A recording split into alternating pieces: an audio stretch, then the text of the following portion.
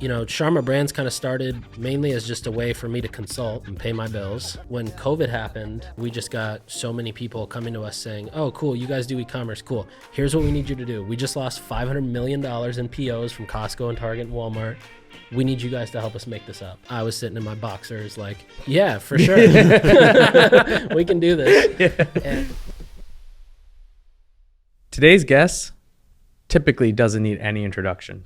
Often known as the D2C guy, Nik Sharma has not built one, not two, but actually 3 service-based companies that are actually leading some of the largest brands in our industry. He's gotten to work with brands like Hintwater, Feastables, Judy, Bacardi, Caraway, and hundreds of other brands. Without further ado, let's bring in the D2C guy right here on Chew on This. We probably have our most awaited guests, and one of the ones that we're the most excited for personally, because we've gotten to know Nik Sharma on a personal level, but also on a business level, and obviously a role model in that sense. And super excited to have you here, Nik. For those of you who don't know Nik, you're doing something wrong in the D2C end, but known as the D2C guy, founder of Hooks, founder of Sharma Brands, founder of 1180, and the list goes on. But I won't give you a full intro. I'll let you get into it. Nik, thanks so much for joining us. thanks for having me here. I always like to be the dumbest guy in the room, so this is awesome.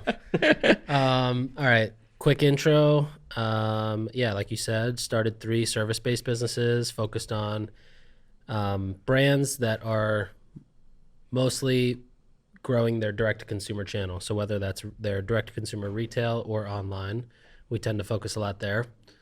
We have 3 main companies: Sharma Brands, which is very high-touch consulting. We have Hooks, which is all landing pages, so landing pages as a service. And we have 1180, which is branded content, so very focused on customer acquisition exclusively, and working with, hopefully, some of the best brands in the world. Sweet. Awesome. Where do we start? Yeah. How about I interview you guys? Yeah. You should have came on season 1 then.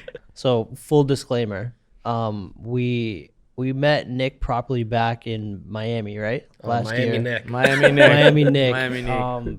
And that was probably an eye-opening for me, because this is somebody that you put on a pedestal, and this guy was just unhinged. No, kidding. Absolutely kidding. No, that was just the trip where we kind of got to know you, understand your background, and like I said, somebody that we look up to, and now that we can call a friend, joke around with. And to be honest, he didn't want to get out to Jersey, so we actually had to force him here.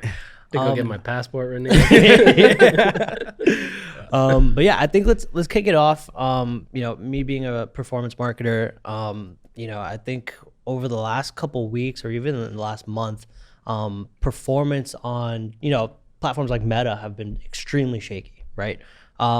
It kind of opens up this question of, and it's been looming for a while, which is like, don't put all your eggs in the same basket. But you being involved in so many different brands, what are you seeing some of these high-level brands doing that is not just paid, but how can you kind of break out from this like reliance on just like Meta? And what are some cool things other brands are doing?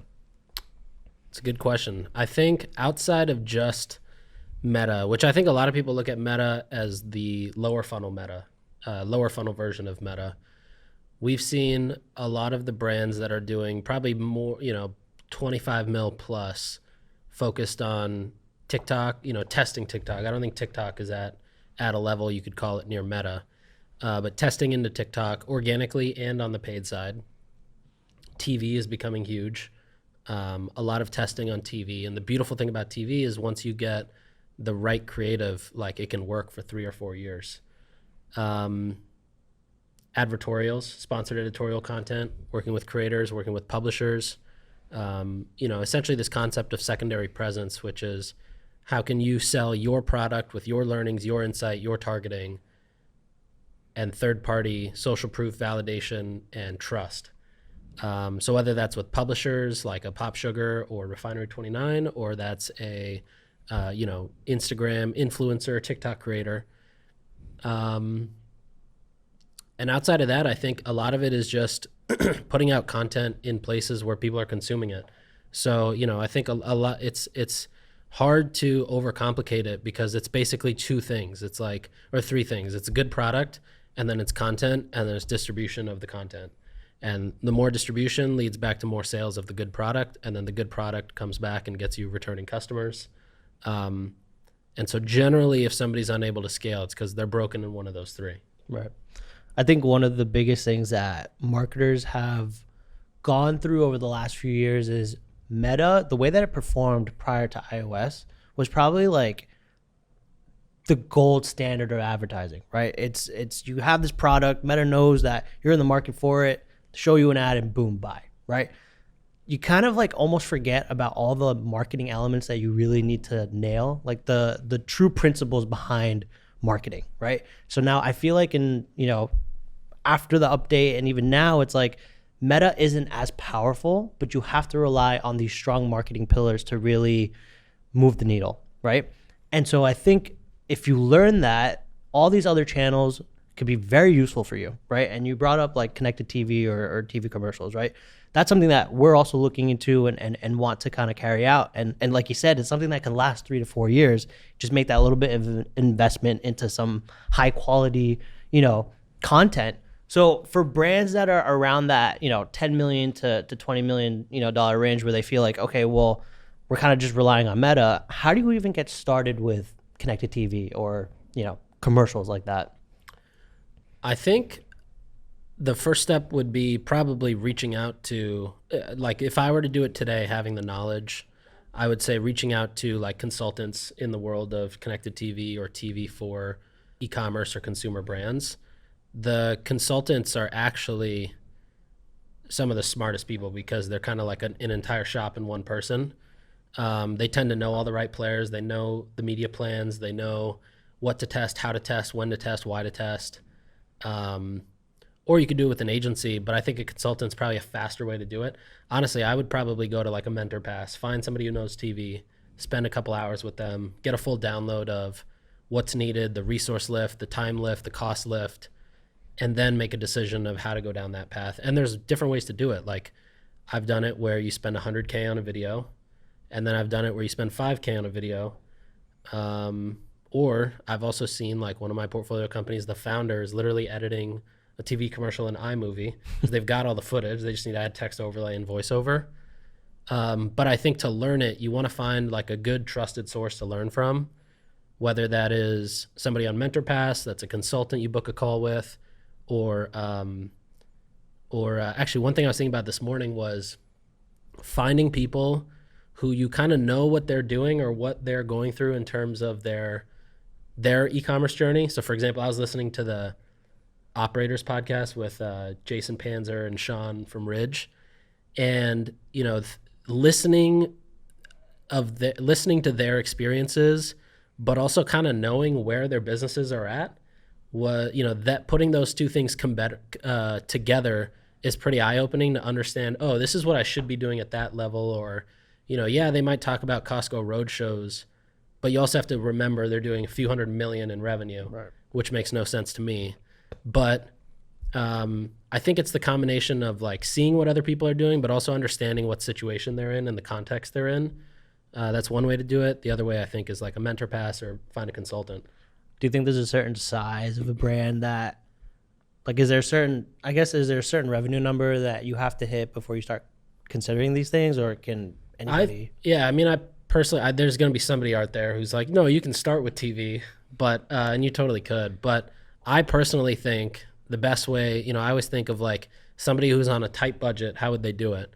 And I think it's like you nail Facebook, you understand what hooks work, what stories work, what offer works, what type of merchandising for different customers, and then you can go and test that into, I think you can test it on Facebook, then you can make sure it works across different audiences and it stays strong, and then you can lift it out to other channels. And then it's like when you test another channel, the channel is going to work with different creative or different punchlines or different hooks, right, but you're at least going in with some knowledge of what could work versus just going in completely blind and then trying to optimize from zero. So correct me if I'm wrong. Did you say that if you were to go into TV, would you produce something maybe almost even validate it on social first and then move it to Yeah, TV? for sure. Like I'll give you an example. At Hint, we started running this founder story angle on Facebook, and it crushed. And so when it was time to invest in TV, instead of like guessing and sitting in a conference room and thinking what TV commercials would work best, we just said, well, we know that this works well. It's been working well for over a year. Let's just take this and put it into a TV commercial and run it. Same thing when we did Judy's TV commercial. We validated the messaging and the tone of voice in paid social. And then we said, okay, now we can apply this exact framework to every whitelisted influencer ad we do. And eventually it went into TV as well. But you can use, the beauty of paid social is like, for better or worse, it's this walled garden where the feedback loop is so fast, you know, and with TV, it is kind of fast, maybe like you can see site traffic or some sort of a conversion event or branded search, but you know, you'll never get something as quick as like a Facebook to test. Makes sense. So I think one of the things brand founders take for granted are agencies, services, and platforms. Okay. We look at them as tools to go and use, and when we're done with them, we're going to throw them on the side. Okay. But very rarely do we actually think about these are tools or agencies or services or platforms that are built actually as resources for founders to make money. Right. And like, given that obviously you did buy a long weekend recently, but let's put that aside. You aren't on the brand side of as an owner or a founder, right? You're an investor, of course, but you're not operating a brand. And so instead, you've gone the route of creating multiple paths to make brand founders' life easier, right? Whether it's a performance agency, a landing page as a service, or Sharma Brands as a consultant agency, then you're on Mentor Pass and a bunch of other things. But first of all, like have you always knew that, did you always know you wanted to create those sectors or was it more of like, this is where the demand is, it's not being filled, this is where I can kind of shine? I'm curious about that one question. And then number two is like, I'd love to understand how some of these things kind of developed, right? Because you going, you know, not from your origin story, but like going from Hint to then, you know, starting to consult and creating Sharma Brands and then everything else, kind of would love to understand, was this your plan? And number two, if it was or wasn't, how did it kind of formulate and develop? Definitely wasn't the plan. It never is, right? Basically, you know, Sharma Brands kind of started because I was like, fuck, I'm in New York. I got to figure out how to pay rent. Yeah. And so, you know, I started freelancing, and the first client I had was this brand called Lemon Perfect, and it was launching this beverage brand for this guy out in LA. And then how'd you get that client? Funny story. So on Twitter, one of my Twitter homies for years is this guy, Daniel Brusilovsky. He still maybe the, I think, chief digital or head of digital for the Warriors. Oh. And there was one, when he followed me at first, I was like, dude, that's so sick. I love the Warriors. And he was like, oh yeah, we should grab lunch and hang out. We got lunch one day, then another time we got dinner. He's like, hey, by the way, I'm bringing a friend to dinner. You can't miss him. He's 7 feet tall. And so he brings a Warriors player to dinner, and me and him connect on Snapchat, of all things. And one day I get a Snap message from this Warriors player being like, hey, my college basketball coach is starting this beverage brand, and he wants to meet you. And at first I was like, okay, here's the 4,000th person starting a beverage brand. But I'm glad I took the meeting, because Lemon Perfect is now, you know, a multi-$100 million company. That's how that came about. But, you know, Sharma Brands kind of started mainly as just a way for me to consult and pay my bills. And then when COVID happened, everything, you know, we just got so many people coming to us saying, oh, cool, you guys do e-commerce, cool. Here's what we need you to do. We just lost $500 million in POs from Costco and Target and Walmart. We need you guys to help us make this up. And, I was sitting in my boxers like, yeah, for sure. We can do this. And, but then, quickly hired a team and started servicing it. The goal was never necessarily to like build out multiple things. When I started Sharma Brands, the whole idea was I want to focus on things where I can make a good impact, but not have this gun to my head or this feeling of a gun to my head. Which who does is performance marketing media buyers. They always have a gun to their head, and it's always their fault, and everything is their fault. It's their problem. They get yelled at. And so I just said, "Cool, I'm down to do everything except wrote his media autobiography. buying." Yeah. Because I know the feeling. When I was at Hint, I remember meeting the CFO for the first time, and the first time I met him, I was so excited. I'm like 20 years old, meeting the CFO of this company. He's like, yeah, I hope you last long. Most people don't last long here in this role. Wow. And I was like, cool, this is going to be fun. And then 7 a.m. phone, because he was in New York. I was in Cali. 7 a.m. phone calls. Why are we doing this? What's going on with this? What is this number? And then, when I started Sharma Brands, I was like, I'm not dealing with that. Yeah. And so, but one thing I did realize about half a year into Sharma Brands was a really good friend of mine. He said, why don't we take one of our best performing campaign structures and frameworks from Hint and turn that into an agency itself? It can work really well. And instead of doing an agency, we'll do it kind of like Sharma Brands. We'll only work with a handful of brands that spend a ton of money versus getting a ton of brands that spend a little bit of money. Smart. And so we called it just like going after whales, basically. We just need 10 whales and we're good. That's all we need. And so we started it, and he kind of runs that day to day, and so that was easy for us to just get off the ground. What's the name mean? 1180. It stands for the penal code for speeding in New York, which makes sense to us. But on the other end of a phone call, they're like, "You said what? It was 1080p. What was that? 1020, 1120." So we're actually changing the name. And I don't know when this is going to come out. When will this come out? End of June. End of June. Okay, yeah. So we're changing the name. It'll be called Character. Nice. And the idea is like we basically we do a lot of advertorials. We help brands tell better stories by creating characters and also speaking to different characters. Like, we'll sell an 8-sleep bed to a mom who's just had a baby, but also to an athlete, but also to, me who just wants to get good sleep. So that's 1180. And then Hooks just came about because we were doing this already for Sharma Brands. We had so much inbound saying, hey, I saw this landing page you guys made. Can you build us, a one-off page? We're going to launch on TikTok, or we're launching in Target, or, we sell this product, but we're launching into a new vertical. We need a good landing page. And there was enough demand to where I thought, okay, let me just put out a form, and I'll say, if you guys will pay, X amount of dollars for this page, fill out this form. And I think like 250 people filled it out in one night. And I was like, cool, we have $1 million business. Let's go.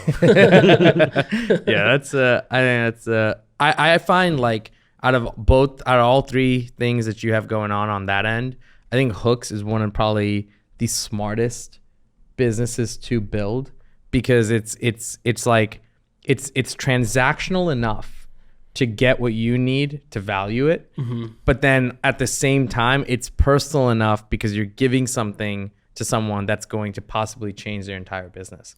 Yeah. And I think that dynamic, to have that in any business model, is huge. Yeah. Because then what kickstarts is referral. Exactly. The biggest thing that we constantly think about is like, how do we kiss our clients' feet? Like, how do we take the most lift off their shoulders? What can we do to help them sell their product better? How can we think of better ways to message what they're selling? How can we think of better ways to bundle it, or better discounts? Or how do we, how do we do more? Yeah. And it always kind of goes back to what more can we do for these clients? Yeah. No, that's great. One thing you kind of said lightly, which I don't think is lightly, is you kind of hired a team real quick, right? You've assembled a team that allows you to also still build your personal brand, still do all the other things. Assembling that team, Obviously in the beginning was probably 100% you. Now you probably have other layers to it, which helps. How important were those first few key players? And like, how have they been able to let you kind of spread your wings to being able to do multiple things? Because I think the one question everyone always probably thinks, and probably maybe asks you enough or maybe doesn't, but how the hell do you do it all, right? You're scoping out investments. At the same time, you're running 3 agencies. At the same time, you're on group chats talking to us, and then you're probably on a mentor pass call while you're doing all of this, right? So it's like, if you really come down to it, is surround yourself with people, but how do you get those right people? And what advice do you have on that end? Because I don't think it's talked about enough, and the pandemic really kind of screwed that up, because it's like people are fully unhinged with what they want and expectations. You got to manage that. So curious, like, what does people mean to you? How have you kind of curated that dynamic across the board? So I think the biggest thing was getting very specific about what I'm doing with time. Like, what am I doing with my time? So I started working with a business coach in 2021, I think. And Kevin Cape, he gets mad when I don't shout him out. Shout out Kevin Cape. He helped me really understand, okay, what is the value of my time, and where should I be spending my time to be most valuable to everybody else? So for example, me, I used to be on every single client call. Anytime a client had anything on anybody's calendar, I was on that call. And it was great for, I think, us being a smaller team and trying to get some of these things off the ground, but it got to a point where it didn't make any sense. And there was a lot more I could do off these calls that would benefit the clients and my team versus being on every single call. So getting very anal about my time, learning to say no to a lot of things. You guys remember the no call script I have? Mm-hmm. Like when people ask for coffee or time or whatever. And I think the other part of, like, Mentor Pass, for example, I'll do 2 calls a week. But the other stuff, like, the Sharma Brands team, the 1180 team, the Hooks team, they're all kind of built with, no one's getting hired and then getting tricked. Like, when you get hired, you know exactly what you need to cross off at the end of every quarter and at the end of every year.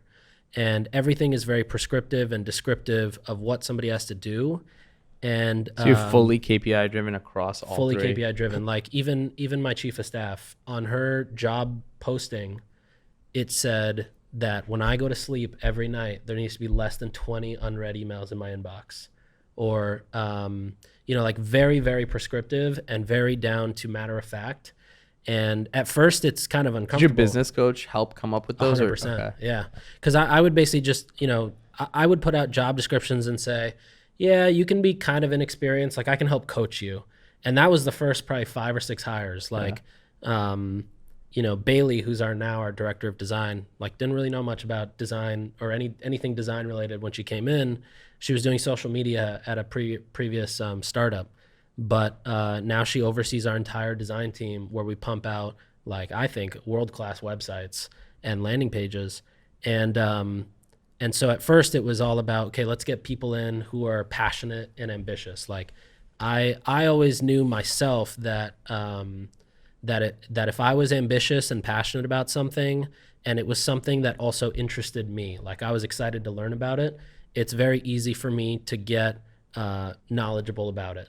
And so I thought, okay, I can hire people like that. If I hire people who are ambitious and passionate, but also it crosses over with what they're interested in, it'll be an easy home run.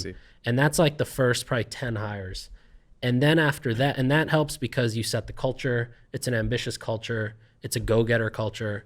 Not like, hustler and all that, but everybody's excited and very passionate. Then the next layer was where I had to shift to more, okay, this is what your job title is. This is how you progress. This is what success looks like. If you do not check these boxes at the end of the quarter, you failed your job and you don't have a job anymore.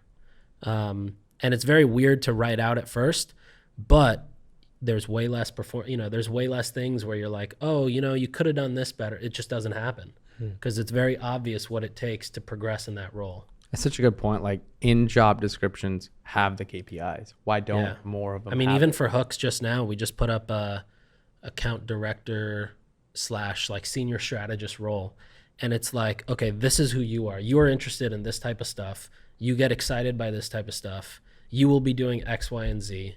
And your job is to, maintain this satisfaction score.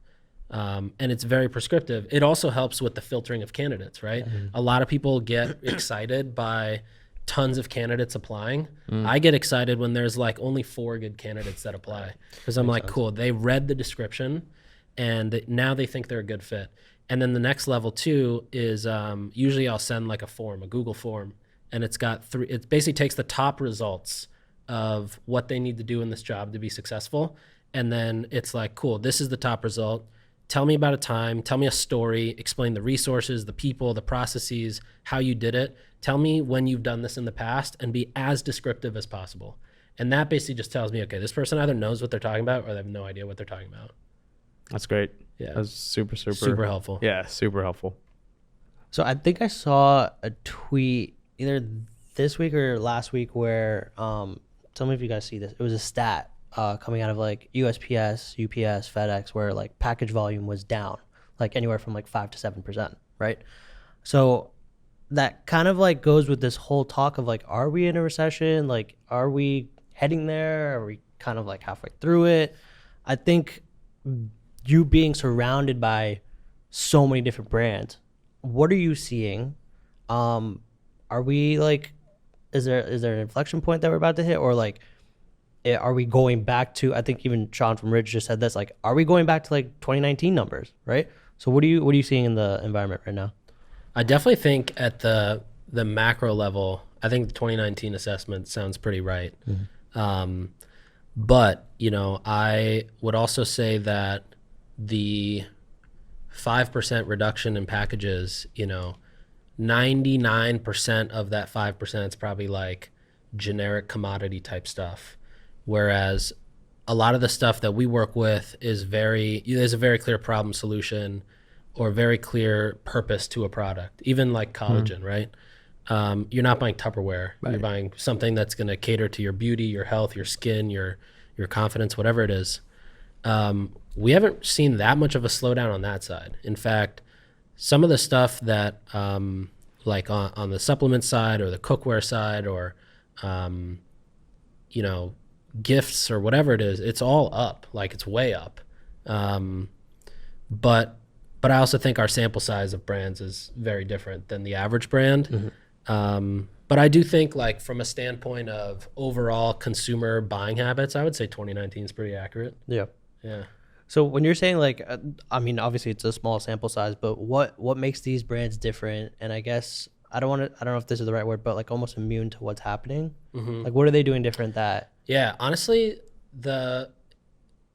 it's the problem they're solving is so much more deeper than just something generic or commoditized. Right. And also the product market fit is insane. Like, I always think of Jolie, I think of Canopy, I think of Armra Colostrum, I think of cookware brands. Like, they're real things that they're doing, or they have real innovation to them. And they're also not just selling, like, Hexclad doesn't just sell you, it's like Nike doesn't just sell you a shoe, they sell you on being an athlete.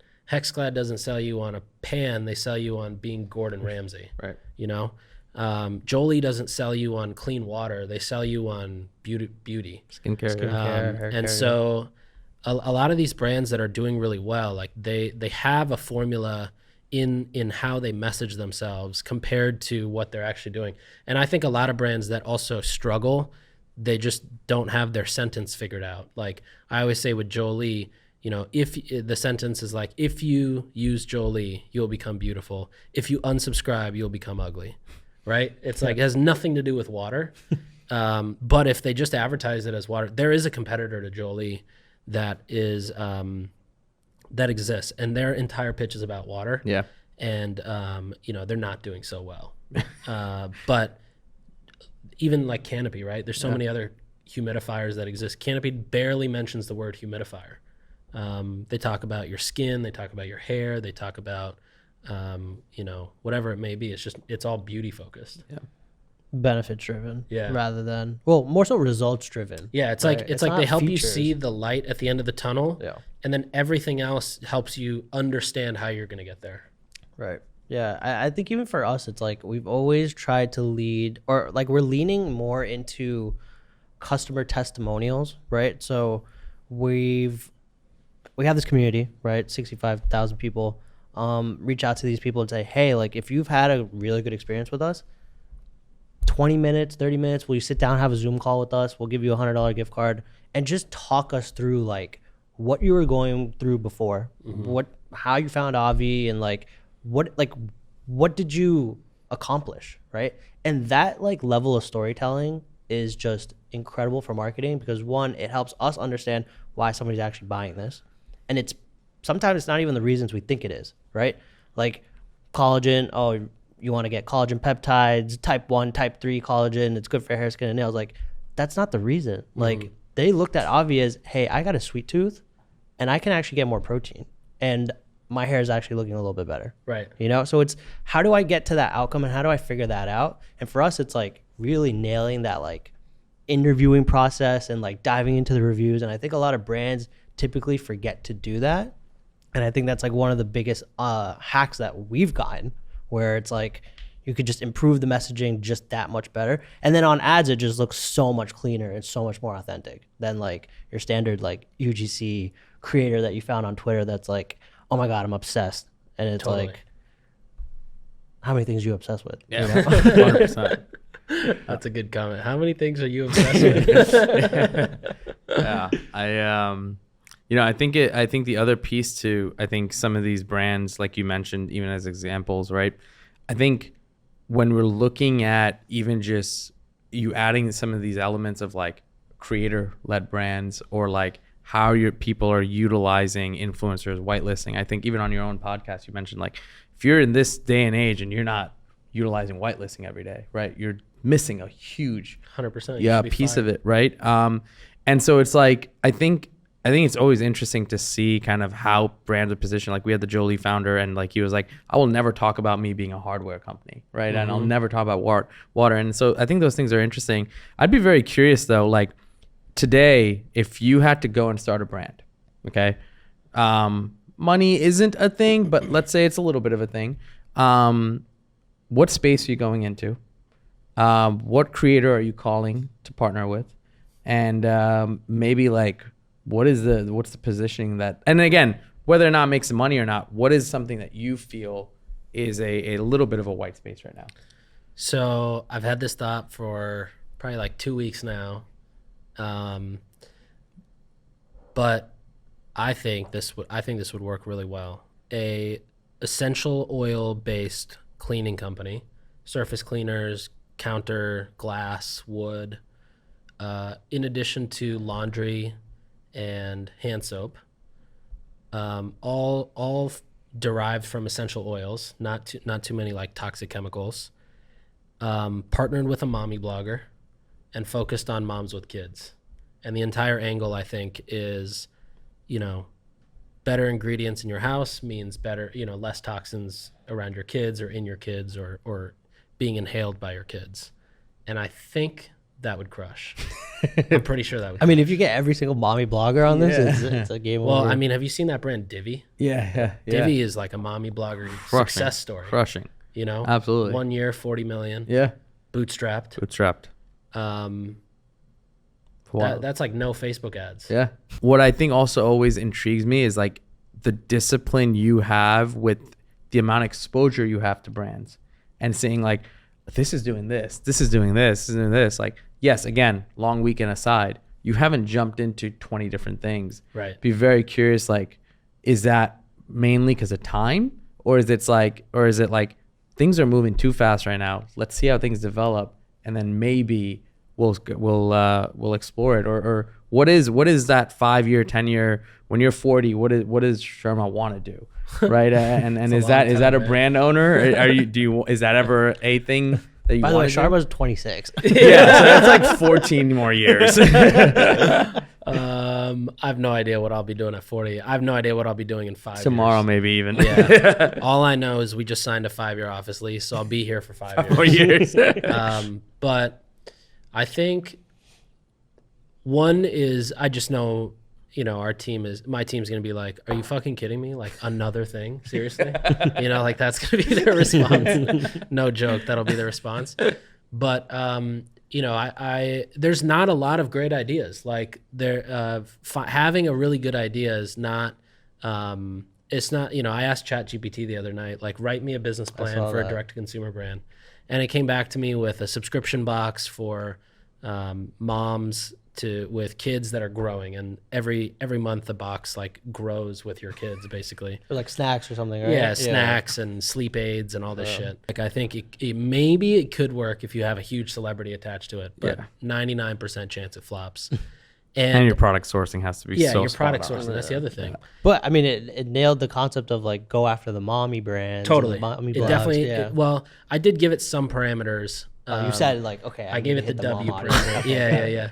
But I think I mean I being on the other side, like seeing the margins and seeing how much room we have for CAC and seeing what actually converts and what is actually getting clicks, like so many ideas I just look at and I'm like, this is a horrible idea.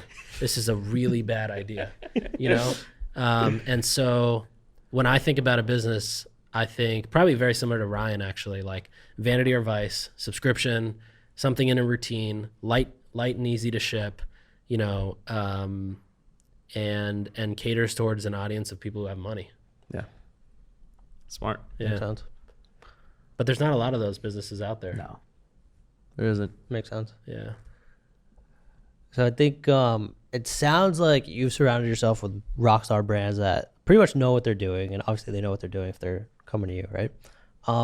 Has there been any brand, I don't know if you could share this, but have there been any brands where you're just like what the fuck? And like, we can't do anything for you. Yeah, totally. I mean, we've had brands who we'll work with on the launch side.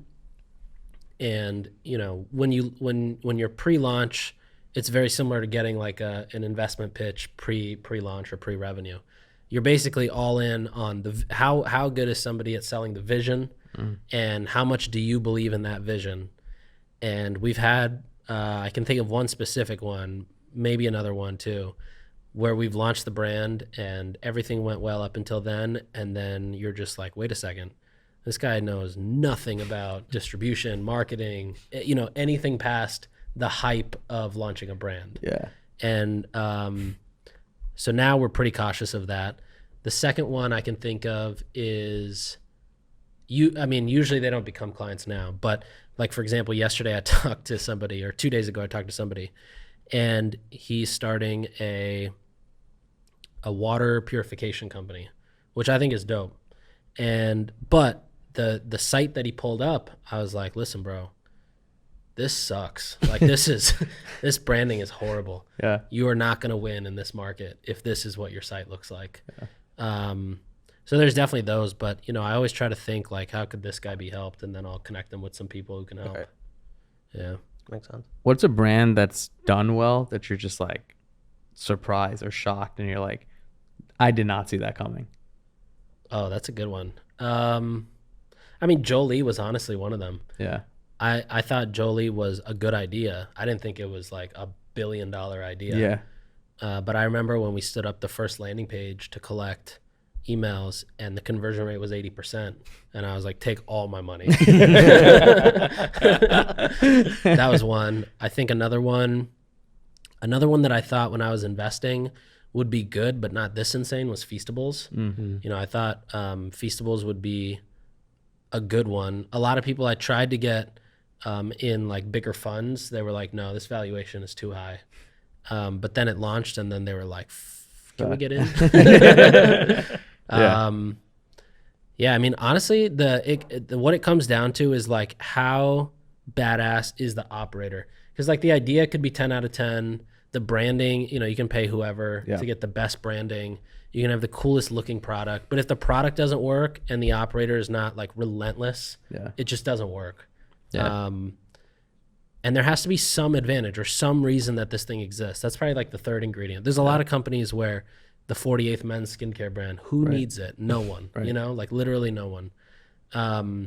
But I think those are probably like the three ingredients that we always look for in people that we either want to invest in or work with. Yeah. What's your largest challenge right now? If whether it's personal or on the business side, like what's something that you're facing that's like, damn, I'm having trouble solving this. And I would love to see if it's market oriented, but like even if it's in just general, just curious. He's just killing it. Yeah. Yeah, no, I'm trying to think. There's not many. I would say probably like people related, hiring, and probably hiring. Hiring is so hard. It's insanely hard to find good talent, and especially with that process I was talking about earlier. It's like very, you know, we get 4 applicants and that's awesome. But hiring is probably tough. Honestly, I think time too, like, you know, I have so much going on, but like, you know, it's I don't know what time it is now. It'll probably be 6 o'clock when we finish this. I'll get home by 7:30. And then I'll probably be working till like, dude, it's 90 minutes. It's not 90 an hour minutes. and a of half. dreams. We're across the water, guys. For those watching, we're not in suburbia, All right, New call Jersey. it 7. But then, you know, I'll probably work till like 10, and then I'll think, okay, what should I do personal brand wise? Because now I got to do with the personal brand stuff too, you know. So it's just probably like time and people. Wow, fair. What about you guys? I think, at least me personally, I think the biggest challenge has been like where to prioritize. I think there's so many things, and I think when there's certain struggles, like let's say growth, or like we're going into retail and launching, like you get pulled into so many different things you have to do, and each thing has a laundry list now. There used to be where like I had one list and it was pretty refined in how to complete each task. But now each task has its own task list. And when it started turning into that, there was no way of completing anything. Yeah. So now it's like re-engineering and thinking through what's even a task now. Yeah. Everything is probably a bit too monumental. And I think it's because we're taking bigger steps with the brand. So it's just prioritizing. Do you like, how do you solve that? Do you hire somebody who just focuses on your to-do list? We suck at hiring. Really? We suck. Like, it is the Achilles heel of our growth. I don't know if you feel this way, but like at least for us, we want people in house, and I don't think we've been open to like that. Meaning, like, remote. in the office? Yeah, in Or- the yeah, office, okay. like upstairs, like Yeah. Monday through Thursday, like you have to be here. Yeah. So it really limits the amount of like That's Yeah. you candidates in to Kearney. Right. Yeah, like we're not even talking NYC anymore. We're talking like New Jersey. Like nobody's gonna come across the, you know what I mean? So I think that's probably been one of the things where we have to open our to like remote people, right? Totally. And I think it's just like we have trust issues. Yeah, I definitely used to have a lot of trust issues with remote, because I would think, but I would also think of me as me, you know, and like somebody even asked me earlier today, like, oh, do you think we should change their scope to be an hourly scope? And I was like, well, if that was me, I'd be slow as shit, because I want more money. And I think the same thing with remote, like, oh yeah, I'd probably just like, you know, I'd take a 2-hour lunch, because why not? Yeah. But I think that's again where the results thing comes in handy, because then it's like, okay, well, yeah, if you want to go to Barry's from 1 to 2, sure, but like you still have to get these results done. Yeah. You know? That makes sense, dude. I mean, you said it yesterday. It's like if there were like just 3 more of us. Yeah. But now that he's saying that, it's like I wouldn't want to come here either. Like I'd rather work from my like bedroom. You know what I mean? Like especially if I had to move or The whatever other thing you it can is. do too is like find people where, for example, hire 3 people in Austin, or 3 people in San Diego, or 2 people in Seattle, and like Remote then you have offices. you have these little hubs where they don't have to just work in their apartment. You can get them a WeWork office for $1,000 a month, and now they've got a place to go. They've got somebody to interact with. That's true. They'll keep each other accountable. Great idea. And then, you know, you get the talent pool outside of suburbia Middle East. Yeah. I was waiting for it. He's only insulted New Jersey 7 times so far. I'm surprised he's even here. Yeah. I was waiting for like a 3 p.m. text from Nick saying, "You think we could just do this remote?" You guys want to just come to the city? I mean, Twitter had questions. I mean, we can go through like a rapid fire. Yeah, let's do it. Okay, most important question, and this comes from this guy, Eli Weiss. What is your workout regimen and skincare routine? Skincare routine is I use Skin Farm products, which is one of the best skin clinics. Use code. I don't know if they're Sharma 10. Sharma 10. Workout routine, lift, run. Love it. Okay, cool. On to some actual questions. Love you, Eli. Any brands that have had a delightful unboxing experience that you recall or just always comes to top of mind? Yeah, I mean Jolie. I've said Jolie like 7 times on this podcast, but Jolie because when you open, have you guys opened a Jolie? Yeah, it's insane, dude. It's like the iPhone is falling out, and then you take the shower head out, and there's a beautiful teal colored wrench, and there's a little instruction booklet. It's just so well done. Yeah, 100%. That's a good one. Media buyers. Commodity, or is it moving towards something where they need to be like creative strategists and content creators? I actually think neither. I think media buyers, I think I think people think it's cool to say media buying is a commodity now. In actuality, if you give, whoever that person is who says media buying is easy, a fresh ad account with a fresh pixel with $1,000 a day to get to a reasonable CPA, I guarantee they can't do it.